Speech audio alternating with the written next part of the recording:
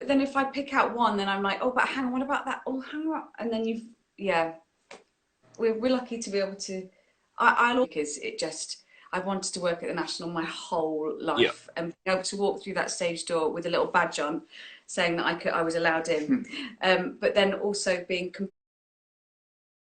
completely stupid and not realizing how extraordinary this production was going to be. Yeah. The road as well. Only because I was there for the first preview, and I suppose I was if I wasn't complicit in the rehearsal period, then I was certainly party to it. And I remember you guys going through Torture, sort of learning that score that I think is sort of unparalleled in terms of its complexity. And I remember you all sort of worrying whether it was going to people were even going to understand it, let alone enjoy it. And also because of the subject matter, and we were playing people who have been through this harrowing time in this community. It just wasn't something to be taken lightly. But they weren't fictional characters, and this was a horrendous thing that had happened. So there was a great deal of responsibility there as well. But there was a feeling at the end of that first preview. Oh my goodness. And I'll never forget the look on your faces when the audience, and I was one of them, and I count myself particularly fortunate to have been there that night, but the audience sort of couldn't quite take in what they'd seen, the sort of majesty of the piece as a whole, of Aleki and Adam's work, of Rufus's direction, and of the entire Javier de Fruitos's movement, the entire cast. You know, the design was incredible, and the audience as one just sort of got to their feet. It was one of those moments that you sort of go, I can't quite believe I was there. I don't know how it felt on the inside, but certainly as an audience member, we just went, I don't think I'm going to see something that profound and that moving. And for you guys, for us, we went, I've seen the first public performance of this, and I knew that these guys were going, we don't know how anyone's going to take it. And we didn't know we'd get through it. I think that was the first time we'd ever done it right.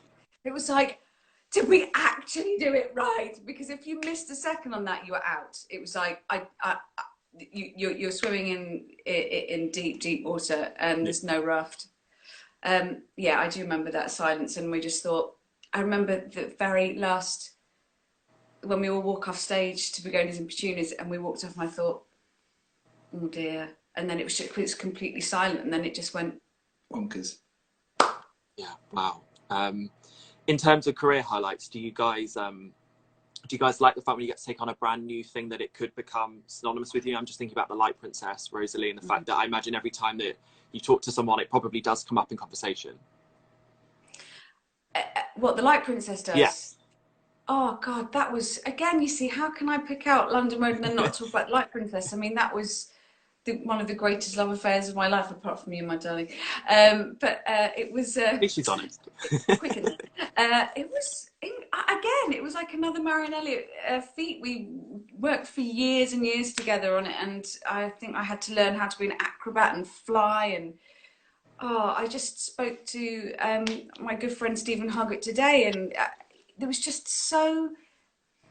It was just so extraordinary making a piece about a girl who could float. And actually, weirdly, for you to bring that up, I met a little girl in the park this morning with our daughter, and she was called Althea, and I thought, God, I haven't really met a child called Althea before, but suddenly all I could think, and I said to her, oh, there's a story about you, about a floating princess, and I thought her mum was looking at me a bit strange. She was I was about to say, and I played it. I thought, no.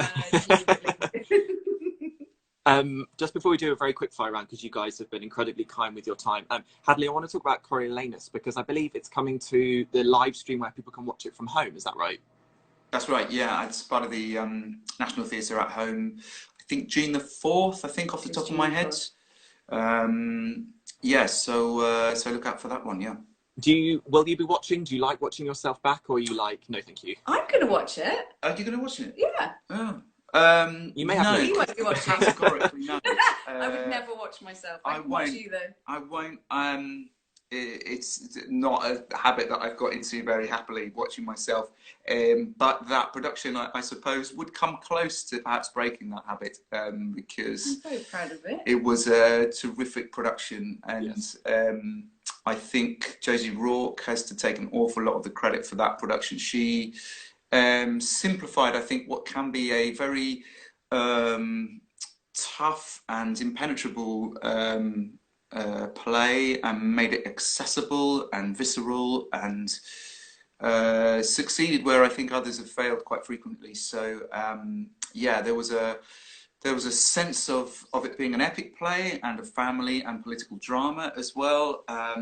And yeah, I count myself very fortunate to have been part of that production. There was some incredible performances. I mean, Tom was incredible as Caius Marcius. You know, there was a sort of level of commitment there, and a finesse to the work that he did that was quite something. You know, when you've got sort of Mark Gatiss and Deborah Findlay and Peter De Jersey and Birgitta Hart Sorensen and Elliot Levy and Helen Schlesinger and Mark Stanley and Dwayne Walcott and Rashenda Shandal, you know, these are just like household names, all of you. Wow. Yeah, it was pretty. It was. Well, you know, as we'd say in sport, as you'd say in sport, the depth of the bench was pretty deep. So Not heard that before. yeah, it was something else, I think. I mean, it's not the brightest or the lightest of watches. It's quite heavy, isn't it? Yeah, it's not going to make you feel great afterwards. Not particularly, but sometimes that's nice, though, isn't it? Yeah, you know, you don't have to dig deep, don't you? Yeah, 100%. Hopefully that covers, I know there's been so many questions, so hopefully that covers lots of different topics and shows. I'm so sorry if I haven't managed to ask any of the questions that you guys have been sending in, but both Hadley and Rosalie have very long CVs, so there's lots of things that we could discuss. That's very nice. Thank you so much for talking about those. I'm going to do a very quick fire round with you before I ask you one final question. So super fun, just tell me the first thing that comes into your head, no pressure. So favourite musical ever? Company? Jesus Christ Superstar. What's one role that you haven't played that you would still love to play? Sally Bowles. Sweeney Todd. Who is your biggest singing idol? Hadley Fraser. Okay, Joni Mitchell.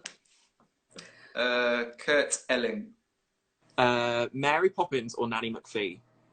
Nanny McPhee. Mary Poppins. Whoa. Did you know there's going to be a Nanny McPhee musical? I'm telling everybody about this because I'm so excited. Is there? Yeah, and apparently Emma Thompson's working on it. Oh, I love her. Yeah, me too. Pick up the phone, Rosalie. Hi, Bye. Belting or soprano? Probably go to you, Rosalie, for that one. I think I might say belting. That's probably changed over the years. I think I'd say soprano. I don't know, because soprano sometimes it's hard. I'm listening to opera at the moment. Yeah, you are, aren't you? Yeah. Who is your favourite on-screen director? On-screen director. To have worked with, or perhaps the one that you admire, maybe someone that you watch with films. Oh, wowzers. David Fincher, probably. Yeah. Oh my God, I can't single one out.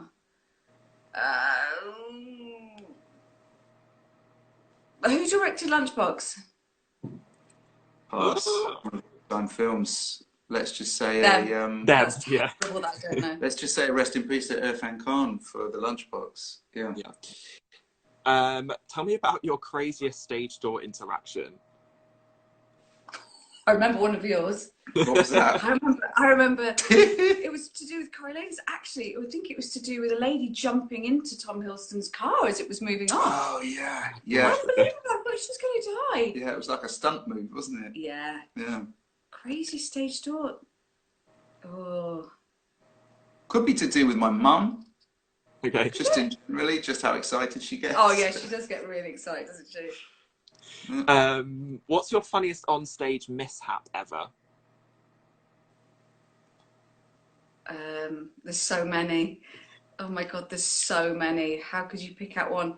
Okay, here's a piece of knowledge that I should never ever have said. Never really. Should I? Yeah. Okay, Yes. so when I was quite young, because obviously I'm really young now, Yes. I was at the Royal Shakespeare Company. We were doing a production with Hecuba with Vanessa Redgrave. Ha! I know this story. And interesting enough, we were quite a naughty bunch, and we were in Washington, and somebody dared me to put a fart machine in Vanessa Redgrave's big billowing gown, and I did it, and I pressed go. So she loved it. Oh, okay. She loved it. You weren't in the bad books the rest of the day. No, she was quite game. We were all right. We were all right. I wouldn't have done it had she not. But it was. I mean, I don't know how we got through that. Okay, big final question, and just thank you so much once again to everybody that's been very kind in donating so far. All of them come straight through to our Just Giving page, and it's appreciated a huge amount. So just thank you so much. If you are watching this back later on and you do want to continue to donate, club11.london/donate is the best place for that. To you both then, my final question: what's been so great about doing these live conversations with some amazing people is this whole discussion around when the art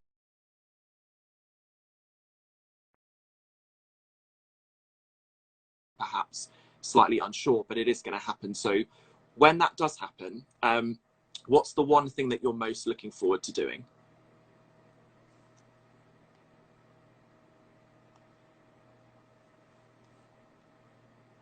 I think, can you hear me?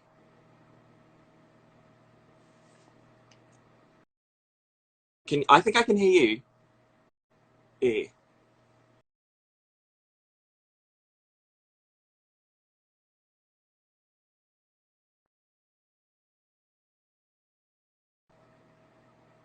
Here, I think you're back. Can you see me?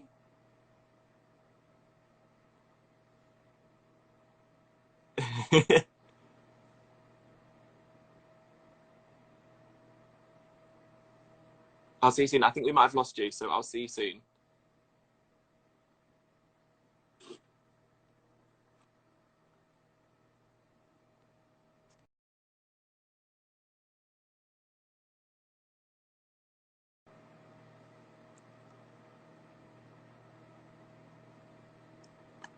Let's see how we get on. I think it might have cut out, so I'll see you soon. Thank you guys so much.